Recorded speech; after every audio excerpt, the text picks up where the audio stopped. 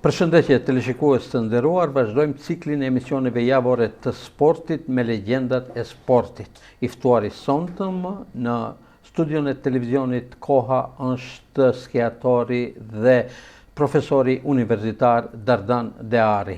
Dardan, mirë se erdhet në studion e televizionit Koha. Mirë, faleminderit për ftesën. Atëherë, fillimisht na thuaj me pika të shkurta kush është Dardan Deari. Jam i lindur në vitin 1990 në Tetov, i rritur në një familje disavantarshe. Fëmijërinë dhe shkollimin fillor e kam kalu në Tetov, po ashtu të gjitha etapat arsimore i kam kalu në vendin tim dhe për këtë duhet t'ju falenderojmë gjeneratave më të hershme të cilët kanë kontribuar dhe fatmirësisht ne më të rinjt i kemi mundësi që këto proces jetet kemi mundësinë që të gjitha institucionet arsimore duke filluar nga ajo fillorja e mesme dhe universitetit i kemi pranë shtëpive tona dhe kjo është për të përshëndetur. Karrierën time sportive kam filluar në moshë shumë të re dhe më pastaj mos them se të gjithë keni vazhduar hap pas hapi, ashtu? Të gjithë jetën e deri më sot ja kam kushtuar dhe do ja kushtoj sportit, skijimit në veçanti. Si fëmijë, cili ishte sporti preferuar i juaj?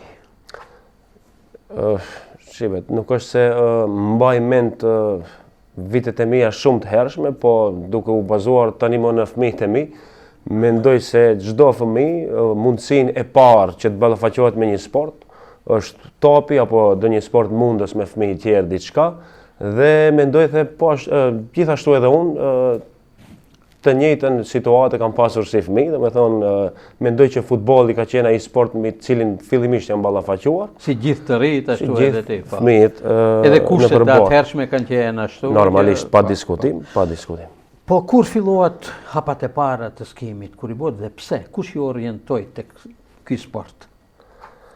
Shive, duke e ditur që ne kodrën e diellit e kemi shumë afër, besoj që çdo fëmijë tetovar në familjen e tij e ka mundësinë që ta shijojë dëborën dhe qendrën e skijimit kodra e diellit. Në kohën e atëhershme ka qenë kodra e diellit funksionale, po të njëjtën situatë si është edhe sot, sepse deri më sot nuk është investuar pothuajse asgjë. Dhe i pari i cili më ka drejtuar për në kodrën e diellit normalisht ka qenë prindi dhe unë dua që t'i falenderohem publikisht për kushtimin dhe mundin që ka dhënë hapat e mi të parë në këtë sport dhe tani se si unë jam dashuruar me këtë sport apo si kam futur rënjët në këtë sport, ajo ka ardhur spontanisht duke u argëtuar, duke qenë adhurues i adrenalinës. Tash si fëmijë unë nuk është se e mbaj mend eksakt se si është zhvilluar kjo dashuri për sportin, por në bazë të asaj që prindi më tregon, më thoshte se si fëmijë kishe dëshirë edhe pse nuk dihet skijoje vet, kishe dëshirë që të mbaja në krah dhe unë skijoja ti ta shijoje. Kështu që kjo ka qenë ajo shkëndija e parë mes meje dhe sportit skijimit dhe më pastaj dal nga dal duke e vizituar kodrën e diellit më shpesh edhe lind ideja fillimisht e prindit që të më regjistronje në klub skijimi dhe duke u angazhuar në këtë pjesë, unë atëherë deri më sot me skijimin jam i lidhur. Fillimisht keni qenë në shkollë të skijimit apo në klubin e skijimit? Aso kohë unë nuk mbaj mend që ka pasur shkolla skijimi dhe në të gjithë fëmijët edhe unë, po edhe disa skiatorë më parshëm të tjerë, shkollën e skijimit e kemi marrë nga prindërit. Atëherë ekzistonin klube. Sporti ka funksionuar disi pak më në mënyrë profesionale, kurse tani më janë bë më shumë shkolla se sa klube, sepse normalisht klub ka mbet vetëm interesi është më shumë te profiti se sa te investimi në sport. Po pavarësisht asaj, unë domethënë kam qenë i regjistruar në një klub skijimi. Kanë qenë me sa mbaj mend unë aso kohë një klub që e kishte emrin Tetova dhe një klub Shkëndia, ka pasur edhe shumë klube të tjera të komunitetit Maqedonas, mirë po unë kam qenë regjistruar në klubin Tetova dhe më pastaj kam kaluar në klubin Shkëndija, apo është shkrirë dhe është bërë një klub, dhe me thonë Tetova dhe Shkëndija e bërë një klub dhe tani më vazhdon të jetë edhe më sot me atë. Kur e keni pas garën e parë zyrtare, si garues në ndonjë garë, ndonjë kampionat apo? Garën e parë që unë mbaj mend, dhe me thonë e kam zhvilluar, ka qenë garë komerciale shkollore. Dhe garën e parë e kam bërë aty. Tash në cilin pozicion kam qenë nuk e mbaj mend sakt, mirë po, mbaj mend se nga ajo ditë i kam kërku prindit që gjithmonë të shkojnë në për gara. Dhe tani metoda për të shkuar në për gara ka qenë regjistrimi në një klub, angazhmani dhe më pastaj të cilat ishin disiplinat e preferuara tuaja në skim? Po shive tash, si fëmijë, zakonisht në të gjithë botën, do me thonë, zhvillohen slalomi dhe slalomi i madh, sepse janë disiplina teknike, për dallim nga ata disiplinat e shpejtësisë që janë edhe të rrezikshme dhe ato kërkojnë një mashë të caktuar për me pas mundësi me i realizu dhe kërkojnë kushte shumë më ndryshe nga këta tekniket që për të realizuar trajninge në dëbar, sepse shpejtësia është shumë e madhe, rrezikshmëria është shumë e lartë dhe kërkon kushte optimale për të pas mundësinë që të zhvillosh trajninge adekuate për ata disiplina. Kështu që si të gjithë të tjerët edhe unë, do të thonë disiplinat teknike, slalomin dhe slalomin e lartë. Në vitin 2000 për herë të parë organizohet një garë ndërkombëtare nga pjesa organizatorë shqiptar, pra klubi i skimit Shkëndija, pra ishte Beka Kupi. Ju atëherë keni pasur 10 vjet me sa duket. Keni qenë pjesëmarrës në këtë garë apo? Në Beka Kup unë me sa mbaj mend, fillimisht pjesëmarrës kam qenë me ato teshat si qengjat vogël që na vishnin, për me promovu garën si garë, sepse ashtu edhe quheshte, por me kalimin e viteve, kur isha pioner i ri dhe pioner i vjetër, atëherë në Beka Kup kam qenë edhe pjesëmarrës, dhe mbaj mend që në 2 garat Beka Kupit, do të thënë jam ngjitur në podium, një herë kam marrë vendin e 2 dhe një herë vendin e 3. Me qenë se kam humbur, nuk e kam marrë vendin e parë dhe gjithmonë mbaj mend atë që më fitoi. Ishte një sloven nga Slovenia. Po ishte një ndjenjë shumë e veçantë sepse tash shqiptar që kishin marrë medaljen Beka Kup nuk kishte, më kupton, dhe kënaqësia ishte shumë e veçantë, festa ishte shumë e madhe, shifja që ka vlerën e vet, kishte vlerën e vet edhe ajo garë si garë. Më vjen shumë keq që ajo garë më nuk organizohet. Për keqardhje është. Për keqardhje, mirë po shpresojmë dhe urojmë të ardhmen me investimet në Kodrën e Diellit të rikthehet ky sport aty ku e ka vendin, po do të shohim kur viko. Derdan, ju pas konfliktit 2001, do të thonë nga viti 2002 e këndej gjithmonë keni qenë pjesëmarrës qoftë në garat që janë mbajt në nivel shtetëror, qoftë në garat që janë mbajt në nivel mbarkombëtar dhe në nivel ndërkombëtar keni qenë pjesëmarrës.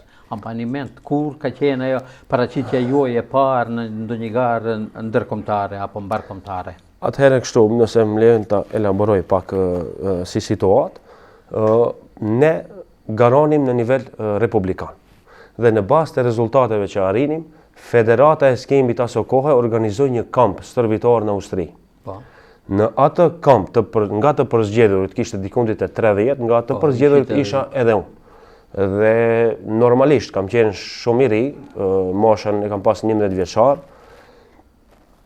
Babi aso kohë më pyeti se a don të shkosh. Tash nga vullneti i madh, edhe pse nuk e dija se çka më pret, nga vullneti i madh automatikisht përgjigjja ishte po të shkoj. Dhe momentin e parë që hypëm në kombi apo furgonin që duheshte të shkojmë në Austri, unë e pash që ngela vetëm, isha i vetmi shqiptar në atë grup, të gjithë ishin Maqedonas. Me këtë rast, dua ta përshëndes trenerin tim të ndjer tani më, Ivan Lesevskin, i cili më ka prit me të njëjtat metoda, jam ndjer sikur se në shtëpinë time, më ka respektuar maksimalisht. Dhe aty ishte hapi i parë të cilin unë e bëra. E mbaj mend, do me thonë, deri në Austri unë absolutisht nuk fola me askënd, vetëm rria, shifja rrugën. Edhe nuk e ke ditë se ku shkon. Nuk e disha se ku shkoj. Dhe ishte ajo ndjenja e parë, mërzia, nuk e disha se çka më pret. Por një përvojë e madhe, pa diskutim. Edhe normal, mbrinëm atje, u vendosëm, vazhduam me trajninget, me atë sistemin që e kishin hartuar federata. U bën 2 javë. Aso kohë unë nuk kisha telefon celular, komunikonim përmes trajnerit me familjen në send, po pavarësisht asaj, mundohesha disi të gjendem, flisja pak me duar dhe një fjalë, fillova dhe të mësojnë gjuhën maqedone, dhe e harova shpinën në një farforme. Mirë po momentin kur u ktheva, atëherë pash se sa isha i mërzitur. I pash prindërit, familjarët, të afërmit, lagjes, dhe secilin që e shihja filloja qaja, u mërzita, dhe mbas 2 javë erdhi përsëri momenti që të shkojmë prapë. Momenti i dytë atëherë ishte më diçka përvoja më e madhe. E ditur për mua, e dija se çka më pret dhe shkova me kënaqësi dhe nga i moment deri kur kam përfunduar karrierën, domethënë Austrinë e kam vizituar çdo vit dhe kam pas shtëpinë time të dytë. Po. Atëre, ndoshta i mbani mend cilat janë sukseset më të mëdha në garat vendore, pra në nivel shtet. Si që ceka edhe më herët, do me thonë podiumet në Beka Cup, kam qenë shumë herë kampion shtetëror në kategoritë e ulta, do me thonë pioneri ri, pioneri vjetër. Gjithashtu, ngjitës në podium në garën e famshme Kupa e Sharit, e cila është organizuar mbi 40 herë.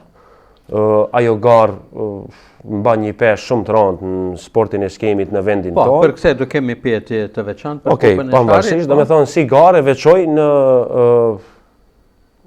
vendin tonë. Mirë po, pavarësisht asaj, unë kam marrë edhe shumë vende, si të parat, 2-ta, 3-ta, po edhe më mbrapa pavarësisht asaj, në për të gjithë Evropën ku kam garuar, sepse unë nga mosha 15 vjeçare kur jam futur në kategorinë e fisit, e deri në përfundimin e karrierës, numëroj dikun mbi 400 gara ndërkombëtare, dhe nga ata 400 garat në lart poshtë në shtëpinë time kam një shkaf se ku i mbaj kujtimet e mia në për gara që i kam mbledhur dhe aty numëroj dikun rreth 60 ose 70 kupa ose medalje, të cilat i ruaj me shumë kënaqësi dhe uroj dhe shpresoj që të jenë motiv për fëmijët e mi dhe gjeneratat e ardhshme që do të vinë.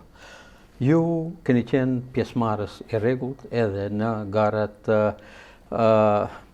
universitare dimrore, ku kanë marrë pjesë të gjitha universitetet shqiptare dhe universitetet e vendit, të organizuar nga 2 universitetet e Tetovës, Universiteti i Shtulit dhe Universiteti i Tetovës. Cilët janë ato mbresa që i mbani mend nga këto gara? Shive, ishte kënaqësi e veçantë, sepse unë, si që ceka më herët, kam bë, do me thonë, gara në për të gjithë Evropën, mirë por nuk kisha pasur rastin që të bëj gara, edhe pse ishin gara komerciale, nuk kisha pasur rastin që të bëj gara me kolegët mi, sepse edhe unë kam qenë student i kulturës fizike, kolegët mi të fakulteteve të ndryshme, mbarë shqiptare në për trojet tona, dhe ka qenë një shoqëri e jashtëzakonshme, do me thonë kemi pasur momente shumë të këndshme bashkë. Ishte realisht për të përshëndetur, më vjen mirë që u organizua në Kodrën e Diellit, sepse si qytet kemi 2 universitete dhe mendoj që ka qenë udhës që të organizohet në Kodrën e Diellit. Ajo garë do të mbetet në kujtimet e mia përgjithmonë, kujtoj atë flamurin e madh aty pranë cakut garës. Shive, atë garë unë e kam fituar thujse çdo herë, ka pas një herë rast që nuk kam garu sepse kam pas disa plane tjera dhe nuk doja të rrezikoja.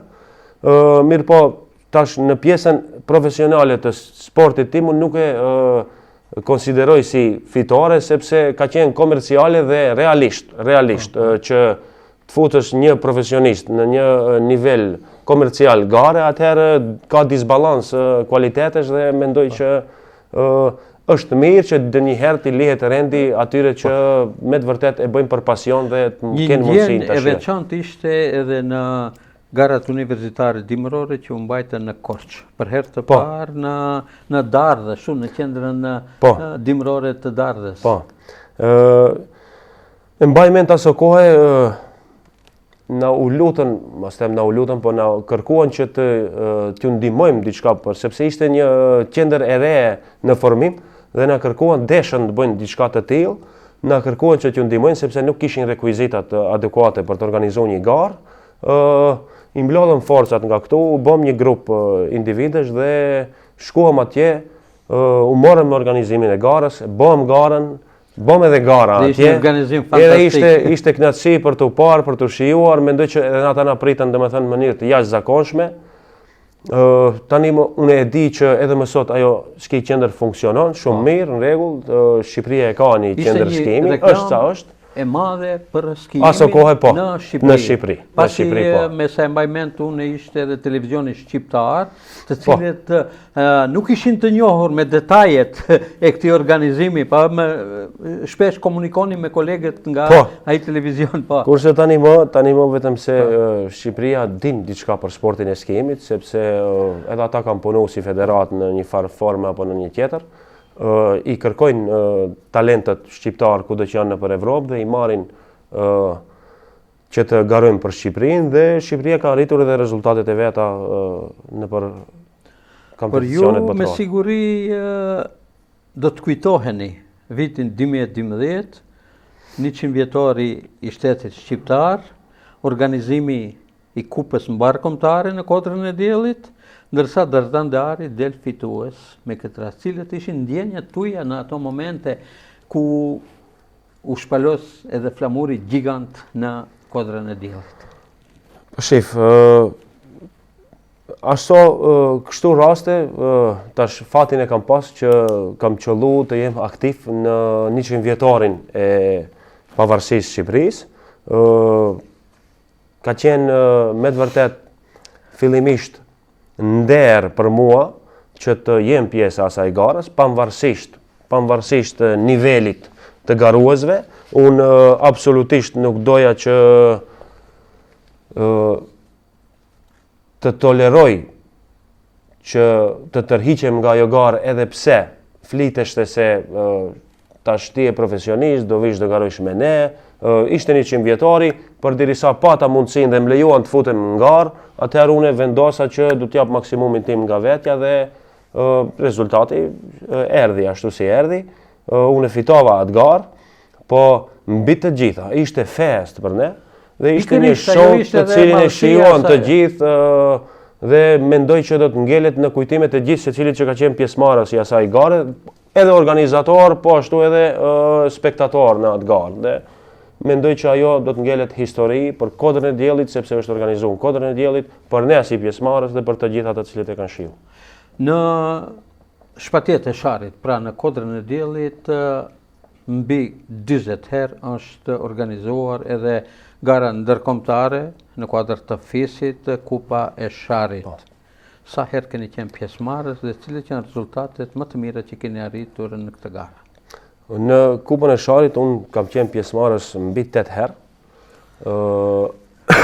Pat një periudhë në të cilën Kupa e Sharit u ndërprej, nuk organizoheshte, në aso kohë unë merresha me sport, nuk merresha me çështje organizative dhe nuk e di se çka dhe ku ishin problemet e mos organizimit të asaj kupe, po pavarësisht asaj unë do ndalem në këtë pjesën tjetër që më takon mua. Tash si pjesëmarrës në Kupën e Sharit kam rezultate të cilat edhe i mbaj mend për mirë, po edhe i mbaj mend për dëshpërim. Mirë po, aso kohë kur në një moment në Kupën e Sharit unë ngjita në podium, sepse në Kupën e Sharit ka një rregullore të cilën e kanë ndjekur që nga viti i parë organizuar deri më sot, rezultati përfundimtar i të dyja garave shpall fituesin i cili shpërblehet me një qen shari dhe po ashtu medalje kështu me radhë. Në ato dy garësh unë kam qenë sportisti i parë nga Maqedonia i cili ngjitet në podium, kam zërë vendin e tretë dhe ishte kënaqësi për mua sepse akulli u thye dhe më pas e di dhe kam informacion që ka edhe skiatorë tjerë të cilët janë ngjitur në podium, mirë po i pari kam qenë unë dhe ishte me të vërtet kënaqësi dhe nder edhe për klubin tim, edhe për familjen time si tetovare, kështu me radhë që arritëm dhe mbrinëm në një sukses të cilin deri më tani në Maqedoni nuk e kishte mbrirë askush, ishte me të vërtet kënaqësi dhe do ta mbaj mend gjithë jetës. Në vitin 2023 keni qenë pikërisht ju në mesin e organizatorëve të këtij evenimenti. Pas përfundimit karrierës si sportist, edhe pse kisha disa lëndime dhe u detyrova që ta përfundoj karrierën, mirë po edhe mosha u afrua në atë pikë ku ishte momenti që të tërhiqem. Si federat, mora ftesë për të qenë pjesë e federatës në bordin organizativ.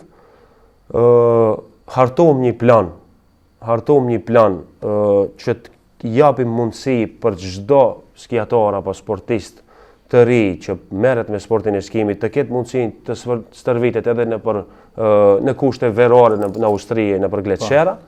Ne hartuam një plan që quheshte trajnim për çdo fëmijë, të cilin e shpalosëm nëpër klubet tona. Fatkeqësisht, asnjë nga klubet shqiptare nuk pati interes që gjatë muajve të verës të shkon në Austri, edhe pse ndihmat nga federata ishin të bollshme dhe solide. Thuajse 80% e punëve ishin kryera, domethënë gjetëm akomodimin,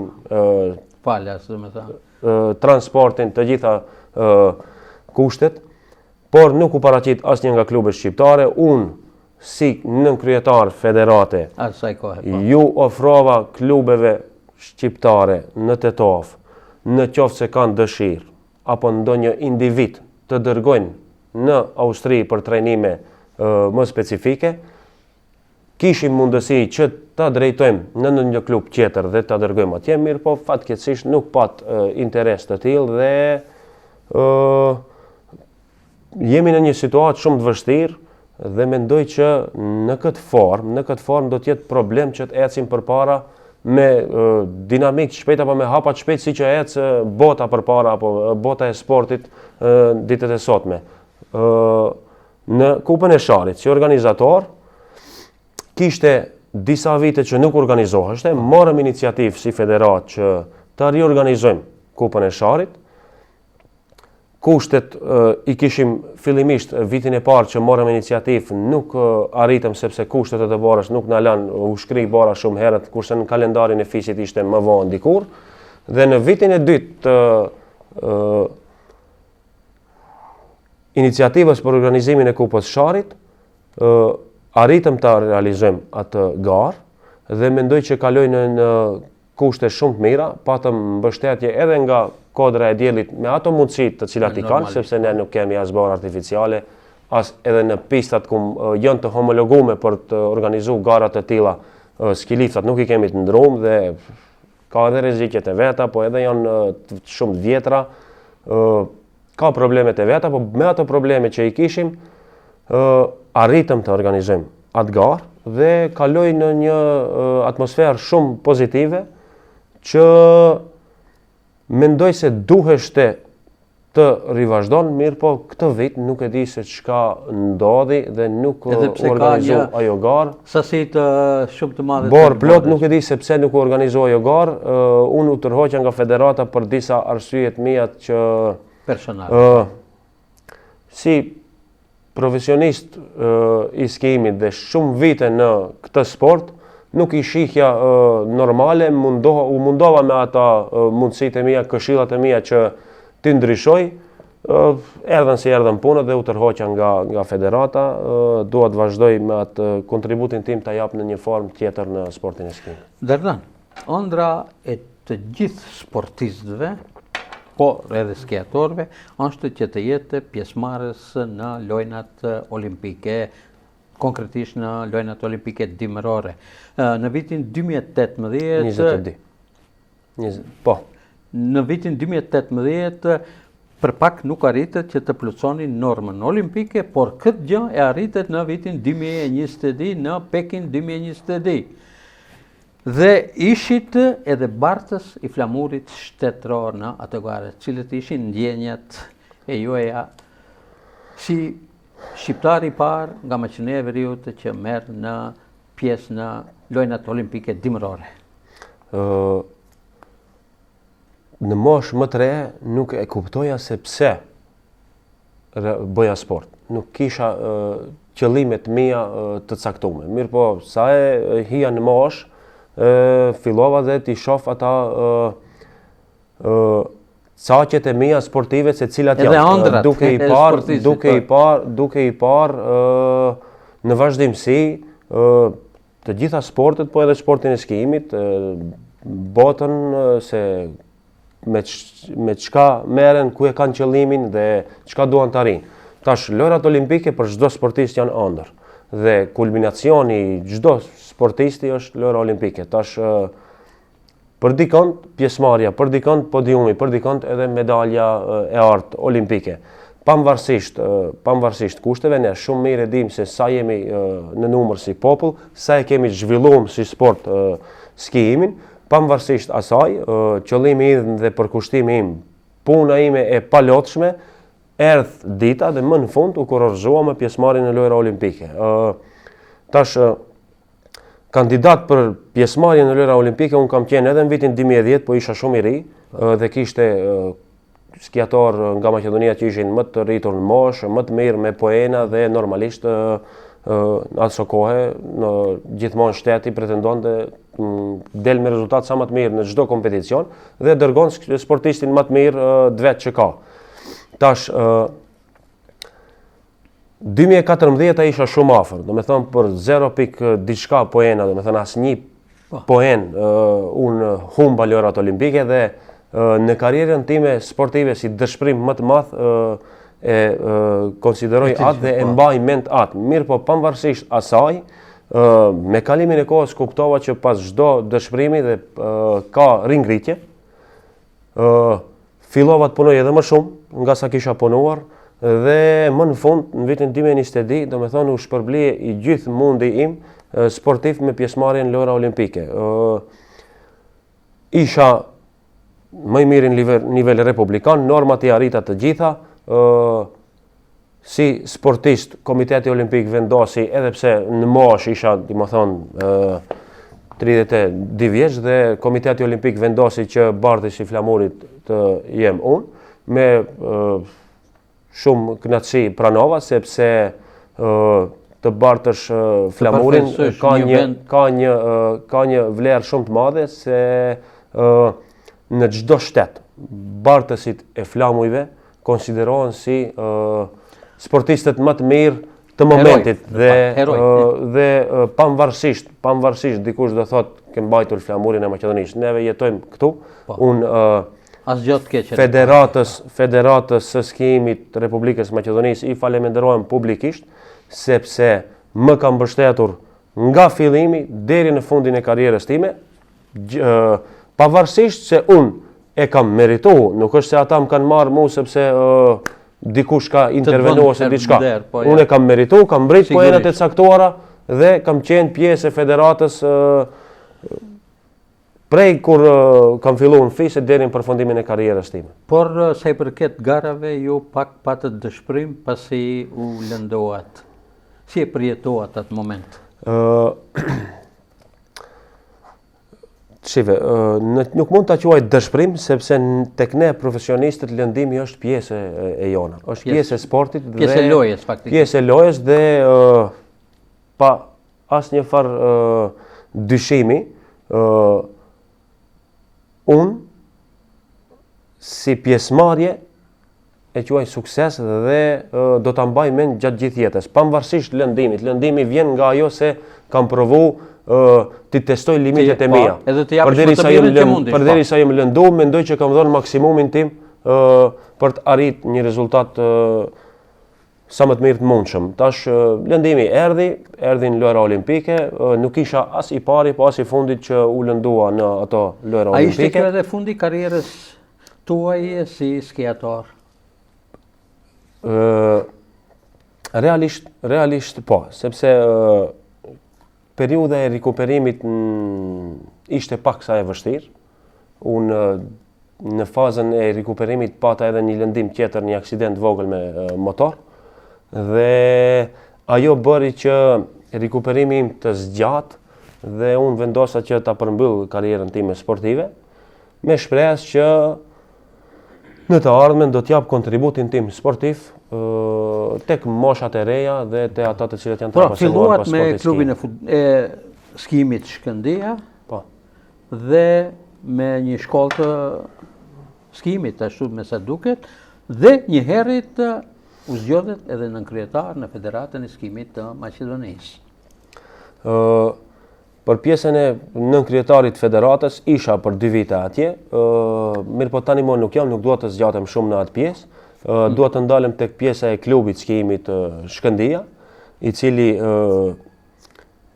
për një kohë shumë gjatë është mbajtur gjallë vetëm si rezultat i angazhmanit tim në gara ndërkombëtare. Tani më unë i pensionuar në sportin aktiv, më ngjelet që dal nga dal si klub ta ringjall dhe mos jetë vetëm një individ në klub, po të ketë disa individ. Mirë po kjo nuk bëhet vetë, don ekip, përveç ekipit don edhe kushte. Ne, si Tetov, realisht kemi mungesë të madhe të kushteve për të zhvilluar këtë sport. Faktikisht çka po ndodh me klubin e skimit Shkëndija? Klubi i skimit Shkëndija ekziston apo jo? Ekziston, po, ekziston. Ka të regjistruar diku 3-4 garues, 3. Problemi është jo vetëm te klubi i skimit, po problemi është komplet në shtet. Neve si shtet absolutisht mendoj se investojmë në forma të gabuara në sport. Neve nuk kemi kushte elementare për skim në kodrën e diellit, duke pasur parasysh se sa zhvilluara janë ski qendrat nëpër botë dhe kërkojmë rezultate. Kushte nuk ofrojmë, rezultate kërkojmë. Jo vetëm në sportin e skimit, po në shumë sporte tjera. Kemi ne futbollin si sport më popular në gjithë globin. Tash konkretisht do ndërlidhem te klubi Joni Zemrës Shkëndija. Rezultatet i kërkojmë, mirë po unë nuk shoh angazhman të mirëfillt në akademinë e klubit. Klubi investon, buxhet ekipi i parë kushtimisht 2 milion, 3 milion euro, kurse akademia ndoshta edhe 200.000 nuk i ka, edhe pse nuk dim asnjë transparencë, zero. Në qoftë se duam të zhvillojmë sportin, duhet nisim nga zanafilla, nga të rinjt, nga rënjet, e dal nga dalim atje. Nga temeli. Nga temeli. Dhe mendoj që duhet të ndryshojmë vetdijen, që të ndryshojmë edhe rezultatet. Sipas juve, çka i mungon sportit tetovar në përgjithësi? Fillimisht vullnet, sepse sa e shoh unë të rinjt kam humbur vullnetin që të merren me sport.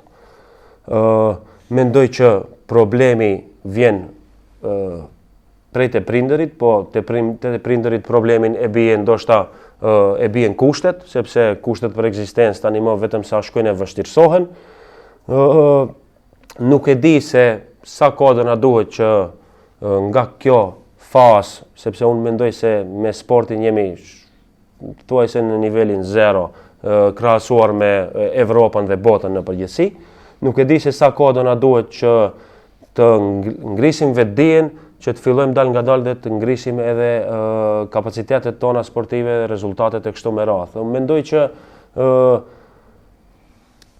për një kohë të caktuar duhet të merren iniciativa fillimisht nga organet shtetërore që sportit t'i përkushtohet një rëndësi më e madhe që të kemi një të ardhme më të ndritur. Cilët skiator do t'i veçonit të cilët kanë pasur sadopak suksese në garat vendore dhe atë ndërkombëtare? Nëse flasim për shqiptarët në përgjithësi, atëherë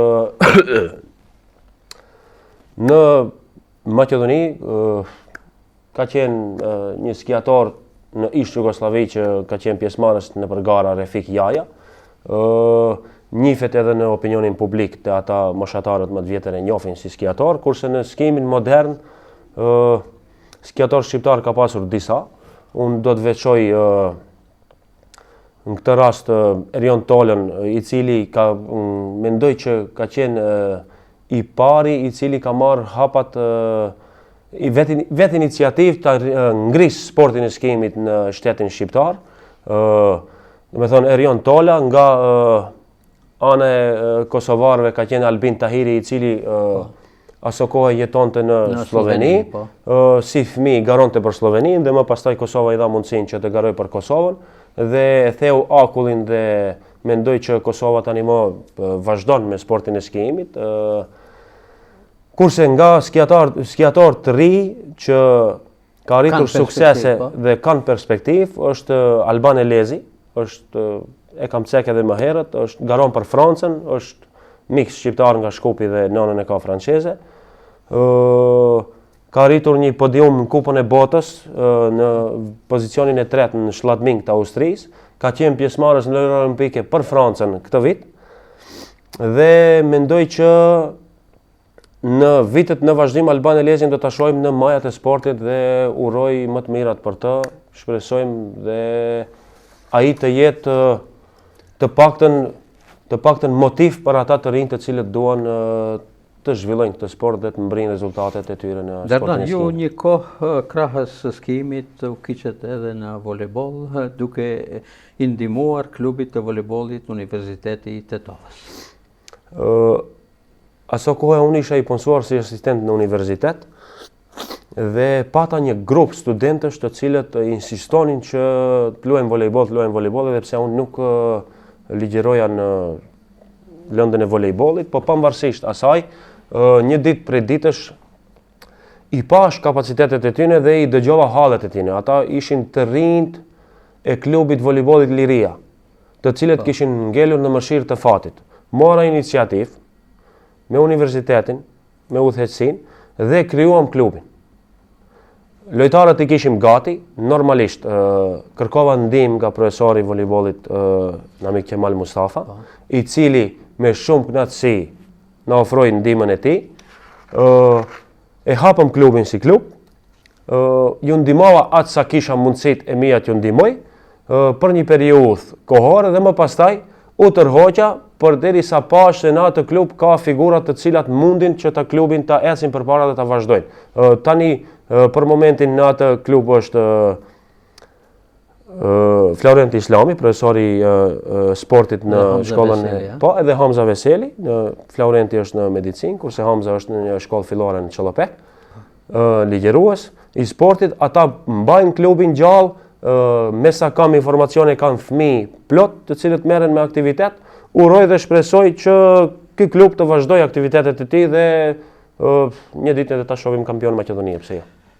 Krahas sportit, Dardan Deari është edhe ligjerues në Fakultetin e Kulturës Fizike në Universitetin e Tetovës. Atëherë na thuaj sa janë të interesuar studentët për sportin, gjithsesi skimin. Si rekreacion, po, të apasionuar ka shumë. Përveç studentëve edhe qytetarët rëndomt janë shumë të apasionuar pas sportit skimit. Me këto kushte që i kemi, shoh që Kodra e Diellit funksionon. Në veçanti studentët të cilët e vizitojnë Kodrën e Diellit, shoh që e kërkojnë dhe me shumë kënaqësi vinë dhe i ndjekin kurset e skimit. Shumica nga ta, pas ndjekjes së kursit të skimit, i kam has se angazhohen dhe punojnë me fëmijë, domethënë hapin shkolla skimi dhe punojnë me fëmijë në sezonat e dimrit, që është gjë për të përshëndetur.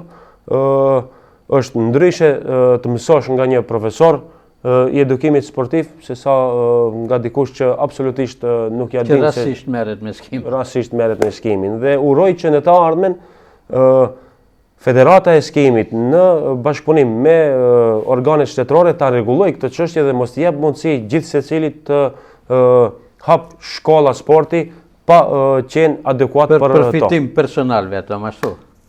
Dhe kjo na bie pastaj në ato nivele të cilat gjatë karrierës sonë ke pas suksese të mëdha vendore, mbarkombëtare, ndërkombëtare. Sa keni pasur për krahjen e Komitetit Olimpik, për krahjen e Federatës së skimit, por edhe për krahjen e institucioneve këtu në vendin tonë?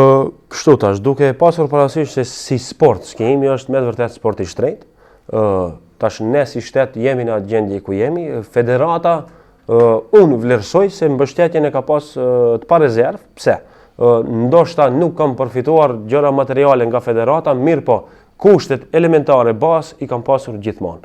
Dhe jo rastësisht kam arritur ato rezultate që i kam arritur, sepse pa kushte rezultatet nuk vinë. Ne sado që të jemi talent, pa punë, pa përkushtim rezultatet nuk vinë. Komiteti Olimpik në kohën kur duheshte që të përcaktohet se kush është ai i cili do ta përfaqësojë Maqedoninë në lojra olimpike, ishte shumë ferr. Dhe unë në këtë rast dua t'i përshëndes, pavarësisht politikave se si zhvillohen në vendin tonë, unë dua t'i përshëndes, ka qenë diçka që nuk ka sjellë ndonjë problem. A jeni pjesë e Komitetit Olimpik të Maqedonisë? Jo, fatkeqësisht jo. Më vjen keq që në Ministrinë e Sportit shumë pak jemi të përfaqësuar si shqiptar. Uroj që në të ardhmen politikat shqiptare në vend të investojnë në këtë drejtim. Dhe mendoj që në një të ardhmen shumë shkurt do të shohim edhe figura adekuate në Ministrinë e Sportit, pse jo edhe Ministrinë e Sportit ta kemi shqiptar. Gjithsesi se përkrahja më e madhe e Dardandearit gjatë shkollimit, gjatë marrjes me sport, gjatë aktivitetet të tjera deri më tani, domethënë përkrahja më e madhe ka qenë nga familja juaj. Si e kanë përjetuar këto aktivitetet tuaja në shkollë, në gara? Pa diskutim. Familja ka qenë mbështetësi im kryesor në të gjithë karrierën time sportive. Tash unë kam pasur edhe suksese, edhe dëshpërime, po edhe lëndime, tash si çdo familje për antarin e vet përkujdeset dhe ose gëzohet ose dëshpërohet, po ka qenë një plus për mua që prindin, babin e kam pasur sportist dhe në një farforme ka ditur t'i menaxhoj emocionet kundrejt meje, si në gëzime ashtu edhe në hidhrime, dhe mendoj që kjo ka qenë një hap shtesë për mua që ta kuptoj se pa punë nuk arrihet asgjë. Mbështetjen e kam pasur të pa rezervë nga të gjithë antarët e familjes, ku kam pasur mundësi, kanë ardhur më kam vizituar nëpër gara e kështu me radhë, edhe pse shumicën e garave i kemi bërë jashtë vendit. Unë dua t'i falenderoj dhe uroj që të njëjtën formë mbështetjeje ta jap, pse jo edhe më shumë, për fëmijët e mi në një të ardhme të afërt, ndoshta edhe ata do të jem pjesë e ndonjë sporti. A shpresoj që edhe ato të merren me sport dhe t'ia kalojnë prindit? Uroj që të merren me sport, gjithsesi që nuk duja imponoj sportin, mirë po, pa diskutim që do i drejtoj dhe do i shpije drejt asaj që të kuptojnë se sporti është ndoshta mënyra e jetesës më e shëndetshme dhe më si ta them, sporti është gjëja më e mirë, është që afirmon veten, që afirmon kombin, që afirmon vendin e kështu me radhë. Pra, është ambasadori më i madh. Faleminderit, të desha dal. Faleminderit. Atëherë, të gjitha këto suksese që ke arritur vite me radhë, kujt ja keni dedikuar? Fillimisht, në pjesën e dedikimeve gjithashtu, domethënë fillimisht vendos familjen, veten time, nuk do ta përjashtoj kombin tim, qytetin tim, të gjithë atyre të cilët kanë kontribu në një farforme apo në një tjetër, si mësimdhënësve, si shoqërisë, familjarëve, trajnerëve, të gjithë komunitetit sportiv, po në veçanti familjes. A mendoni se fëmijët tuaj do të kalojnë aktivitetet ato me rezultate suksese tuaja, ashtu si që ju ja keni të kaluar prindit tuaj? Në qoftë se do merren me sport, jam i bindur dhe gjithsesi se do i kalojnë rezultatet e mia, sepse do kenë plus një mundësi nga unë për t'ju dhënë atyre, sepse unë tani më shumë mirë e di se çka më mungon te mu dhe do kem mundësinë që jo afroj fëmijëve të mi, po jo vetëm fëmijëve të mi, kushdo që do të jetë pjesë e një procesi sportiv që do të marr pjesë edhe unë. Në qoftë se nuk do jetë fëmiu im, ndoshta do jetë dikush tjetër i cili do merret me sport dhe nëse do kem fatin ose do ket fatin që unë ta udhëheqi në karrierën sportive të tij apo të saj, mendoj që do t'jap maksimumin tim dhe atë të cilën më kam munguar mua do t'ja ofroj me shumë kënaqësi që në të ardhmen të rezultatet jenë pse jo edhe kulminante të shohin nëpër Kupën e Botës me medalje kështu me radhë. Më thuaj, cili ka qenë momenti më i gëzueshëm i jetës tënde në sport? Momenti më i gëzueshëm i jetës time në sport, shive, ka pasur disa, mirë po ai më i ëmbël do të thoja ka qenë momenti në të cilën Komiteti Olimpik doli me deklaratë për pjesëmarrjen në lojra olimpike dhe në atë ishte emërim. Kjo ka qenë momenti domethënë më i gëzueshëm në karrierën time sportive. Pavarësisht se nuk bëja garë, mirë po pritja një diçka për të cilën punova tan jetën time dhe u shpërbleva më në fund. Ai ka qenë momenti, si më thënë, qershia mbitor në karrierën time sportive. Derdan, mos vallë kemi haruar diçka që pyesim që opinioni duhet të dije për karrierën tuaj, për sukseset tuaja gjatë periudhës mbi 20 vjeçare. Mos themi afër 30 vjeçare. Nuk është se kemi haruar diçka, po unë doja të cekja diçka që kushdo që ta ndëgjoj këtë lloj deklarate timen, duhet ta kuptoj dhe të jetë shumë i bindur që për të arritur rezultate kulminante në sport duhet shumë punë. Do me thonë, të shkollohesh, të stërvitesh, të ushqehesh, të gjitha në forma profesionale, do në shumë përkushtim. Përkushtimi do t'jetë angazhmani shumë i madh, neve i shohim 90 minuta futbollistët, mirë po pas atyre 90 minutave ne nuk e dim se çka ndodh me ta. Unë kam pasur fatin të jem sportist dhe të ndjej proceset stërvitore të një sportisti. Duhet shumë punë e madhe, angazhmani është i parezerv, kujdesi duhet të jetë maksimal nga mëngjesi deri në darkë, jo një ditë, jo një muaj, jo 6 muaj, po shumë vite. Përderisa merresh me sport profesional, nga fillimi deri në përfundimin e karrierës, puna do të jetë e palodhshme.